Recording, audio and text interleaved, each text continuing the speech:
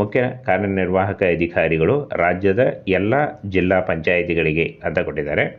ರಾಜ್ಯದ ಪ್ರತಿ ಗ್ರಾಮ ಪಂಚಾಯಿತಿಗಳಿಗೂ ಹೊಸದಾಗಿ ಒಂದು ಡಾಟಾ ಎಂಟ್ರಿ ಆಪರೇಟರ್ ಉದ್ಯೋಗಗಳನ್ನು ನೇರ ನೇಮಕಾತಿ ಮೂಲಕ ಭರ್ತಿ ಮಾಡಿಕೊಳ್ಳುವ ಕುರಿತು ಅಂತ ಕೊಟ್ಟಿದ್ದಾರೆ. ಅಂದರೆ ಇಲ್ಲಿ ನೋಡಿ, ನೇರ ನೇಮಕಾತಿ ಅಂತ ಹೇಳಿದ್ದಾರೆ. ಯಾವುದೇ ರೀತಿಯ ಎಕ್ಸಾಮ್ ಇರಲ್ಲ ನೋಡಿ, ಯಾವುದೇ ರೀತಿಯ ಲಿಖಿತ ಪರೀಕ್ಷೆ ಇರಲ್ಲ, ನೇರವಾಗಿ ಆಯ್ಕೆಯನ್ನು ಮಾಡಿಕೊಳ್ಳಲಾಗುತ್ತೆ. ಹಾಗೆ ಈ ರೀತಿಯಾಗಿ ಒಂದು ನೋಟಿಫಿಕೇಷನ್ನ ಬಿಡುಗಡೆ ಮಾಡಿದ್ದಾರೆ. ಅಂದರೆ ಇನ್ನು ಮುಂದುವರಿದು ಡಾಟಾ ಎಂಟ್ರಿ ಆಪರೇಟರ್ಗಳ ನೇರ ನೇಮಕಾತಿಗೆ ಸದರಿ ಹುದ್ದೆಗಳನ್ನು ಭರ್ತಿ ಮಾಡಲು ಜಿಲ್ಲೆಗೆ ಒಂದರಂತೆ, ಅಂದರೆ ಪ್ರತಿ ಜಿಲ್ಲೆಗೂ ಮತ್ತು ಪ್ರತಿ ಒಂದು ಏನು ಪಂಚಾಯತ್ ಇಲಾಖೆಗೆ ಅಲ್ಲಿಂದ ಪ್ರತಿ ಗ್ರಾಮ ಪಂಚಾಯಿತಿಗಳಿಗೆ ಆಯ್ಕೆಯನ್ನು ಮಾಡಿಕೊಳ್ಳಲಾಗ್ತಾ ಇದೆ ಅಂತ ಹೇಳಿದ್ದಾರೆ. ನೋಡಿ, ಇಲ್ಲಿ ಈ ರೀತಿಯಾಗಿ ಒಂದು ಆದೇಶದ ಪ್ರತಿಯನ್ನು ಬಿಡುಗಡೆ ಮಾಡಿದ್ದಾರೆ. ಬನ್ನಿ ಇದರ ಬಗ್ಗೆ ಒಂದೊಂದಾಗಿ ಮಾಹಿತಿಯನ್ನು ತಿಳಿಸ್ಕೊಡ್ತೀನಿ. ಇಲ್ಲಿ ಕಾಣಿಸ್ತಾ ಇದೆ ನೋಡಿ, ಗ್ರಾಮ ಪಂಚಾಯಿತಿಗೆ ಒಬ್ಬರಂತೆ ರಾಜ್ಯಾದ್ಯಂತ ಒಟ್ಟು ಸುಮಾರು 5,980 ಹುದ್ದೆಗಳಿಗೆ, ಈ ಒಂದು 5,980 ಬೃಹತ್ ಹುದ್ದೆಗಳಿಗೆ ಡಾಟಾ ಎಂಟ್ರಿ ಆಪರೇಟರ್ ಉದ್ಯೋಗಗಳಿಗೆ ನೇಮಕಾತಿ ನಡೀತಾ ಇದೆ. ಆಯುಕ್ತರು ಕರ್ನಾಟಕ ಪಂಚಾಯತ್ ರಾಜ್ ಇಲಾಖೆಯಿಂದ ನೇಮಕಾತಿ ಹೊಸ ಅಧಿಸೂಚನೆ ಆಗಿರುತ್ತೆ ನೋಡಿ.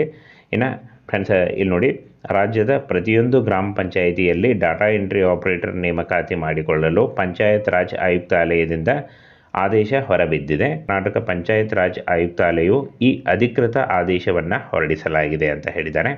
ಹಾಗೇನ ಫ್ರೆಂಡ್ಸ್ ನೋಡಿ, ಈ ರೀತಿಯಾಗಿ ನೋಟಿಫಿಕೇಷನ್ನ ಒಂದು ನೋಟಿಫಿಕೇಷನ್ನ ಬಿಡುಗಡೆ ಮಾಡಿದ್ದಾರೆ.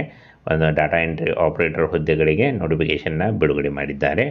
ಇನ್ನು ಸದರಿ ಆದೇಶದ ಅನ್ವಯ ಡಾಟಾ ಎಂಟ್ರಿ ಆಪರೇಟರ್ಗಳಿಗೆ ನೇಮಕಾತಿ ಮಾಡಿಕೊಳ್ಳಲು ಆಯಾ ಜಿಲ್ಲೆಯನ್ನು ಒಂದು ಜ್ಯೇಷ್ಠತಾ ಘಟಕ ಎಂದು ಪರಿಗಣಿಸಿ ಜಿಲ್ಲಾ ಮಟ್ಟದಲ್ಲಿ ಜಿಲ್ಲಾ ಪಂಚಾಯತ್ ಮುಖ್ಯ ಕಾರ್ಯನಿರ್ವಾಹಕ ಅಧಿಕಾರಿಗಳು, ಅಂದರೆ ಚೀಫ್ ಎಕ್ಸಿಕ್ಯೂಟಿವ್ ಆಫೀಸರ್, ಜಿಲ್ಲಾ ಪಂಚಾಯತ್ ಅಧ್ಯಕ್ಷತೆಯ ಸಮಿತಿಯಲ್ಲಿ ಅಭ್ಯರ್ಥಿಗಳನ್ನು ಆಯ್ಕೆಯನ್ನು ಮಾಡಿಕೊಳ್ಳಬೇಕು ಎಂದು ಆದೇಶದಲ್ಲಿ ಸೂಚಿಸಲಾಗಿದೆ ಅಂತ ಹೇಳಿದ್ದಾರೆ. ಅಂದರೆ ಈ ಚೀಫ್ ಎಕ್ಸಿಕ್ಯೂಟಿವ್ ಆಫೀಸರ್ ಜಿಲ್ಲಾ ಪಂಚಾಯತ್ನವರು ನಿಮಗೆ ಇಂಟರ್ವ್ಯೂ ಮಾಡಿ ಆಯ್ಕೆಯನ್ನು ಮಾಡಿಕೊಳ್ಳಲಾಗುತ್ತೆ. ಈ ರೀತಿಯಾಗಿ ಒಂದು ಆಯ್ಕೆ ಪ್ರಕ್ರಿಯೆ ನಡೆಯುತ್ತೆ. ನೇರ ನೇಮಕಾತಿ ಇರುತ್ತೆ, ಡೈರೆಕ್ಟ್ ನೇಮಕಾತಿ ಇರುತ್ತೆ, ಯಾವುದೇ ರೀತಿಯ ಒಂದು ಲಿಖಿತ ಪರೀಕ್ಷೆ ಇರುವುದಿಲ್ಲ. ಇನ್ನು ಮಾಸಿಕ ವೇತನವನ್ನು ನೋಡೋದಾದರೆ 16,000ದಿಂದ ಸ್ಟಾರ್ಟ್ ಆಗುತ್ತೆ ಅಂತ ಹೇಳಿದ್ದಾರೆ. ನೋಡಿ, ಇಲ್ಲಿ 16,738 ರೂಪಾಯಿಯಿಂದ ಶುರುವಾಗುತ್ತೆ ಅಂತ ಹೇಳಿದ್ದಾರೆ. ಇದು 30,000ವರೆಗೂ ಕೂಡ ಹೋಗುತ್ತೆ, ಜಾಸ್ತಿ ಆಗುತ್ತೆ.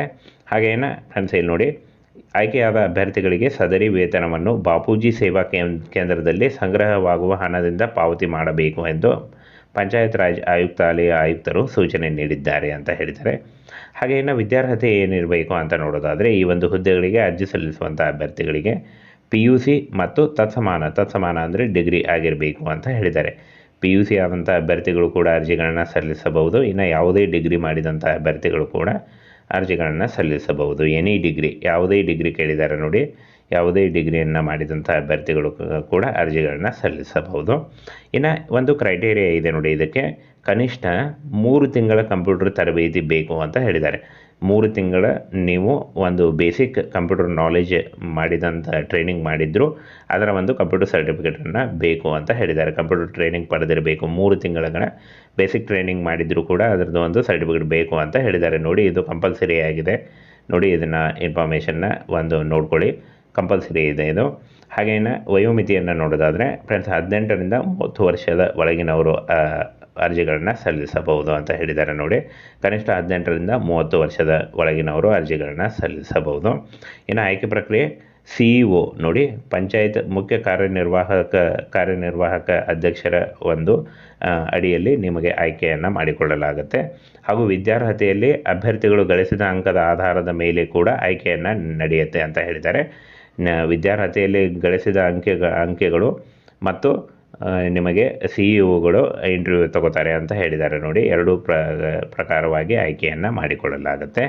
ಇನ್ನು ಡಾಟಾ ಎಂಟ್ರಿ ಆಪರೇಟರ್ಗಳು ಹುದ್ದೆಗಳಿಗೆ ನೇಮಕಾತಿಯ ಸಂಬಂಧಿಸಿದಂತೆ ಗ್ರಾಮ ಪಂಚಾಯಿತಿ, ಜಿಲ್ಲಾ ಪಂಚಾಯಿತಿಯ ಮುಖ್ಯ ಕಾರ್ಯನಿರ್ವಾಹಕ ಅಧಿಕಾರಿಗಳ ಅಧ್ಯಕ್ಷತೆಯಲ್ಲಿ ನೇಮಕಾತಿಯನ್ನು ಮಾಡಿಕೊಳ್ಳಲಾಗುತ್ತೆ.